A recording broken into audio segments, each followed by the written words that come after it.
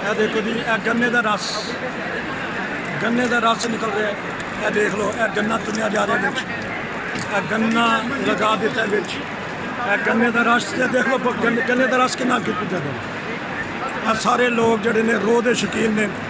ਇਹ ਦੇਖੋ, ਇਹ ਗੰਨਾ ਵੇਲਣੇ ਦੇ ਵਿੱਚ ਗੰਨਾ ਦਿੱਤਾ ਜਾ ਰਿਹਾ ਹੈ। ਇਹ ਦੇਖੋ ਸਾਰੇ ਦੋਸਤ, ਇਹ ਸਾਰੇ ਦੇ ਸਾਰੇ, ਇਹ ਦੇਖ ਲਓ ਨਿੰਬੂ ਪੈ ਰਿਹਾ ਵਿੱਚ। ਜ਼ਬਰਦਸਤ ਕਿਸਮ ਦਾ ਸੀਨ ਤੁਹਾਨੂੰ ਦਿਖਾ ਦਿੱਤਾ ਹੈ। ਇਹ ਦੇਖੋ ਜੀ, ਇਹ ਰੋਹ ਨਿਕਲ ਰਹੀ ਹੈ। ਉਧਰੋਂ ਵੀ ਉਹ ਦੇਖੋ ਸਾਰੇ ਗੰਨੇ ਦਾ ਰਸ ਨਾਜ਼ਰੀਨ ਤੁਹਾਨੂੰ ਦਿਖਾਇਆ ਜਾ ਰਿਹਾ। ਦੇਖੋ ਥੱਲੇ ਸੁੱਟ ਰਹੇ ਨੇ। ਇਹ ਦੇਖੋ, ਇਹ ਗੰਨਾ ਗਿਆ, ਗੰਨਾ ਕਰ ਦਿੱਤਾ ਹੈ। कितना रश आ गया माशाल्लाह। बड़ी अच्छी सर्विस आ रही है, बड़ी अच्छी सर्विस है। यह गन्ने का रस माशाल्लाह तो बाजार का जबरदस्त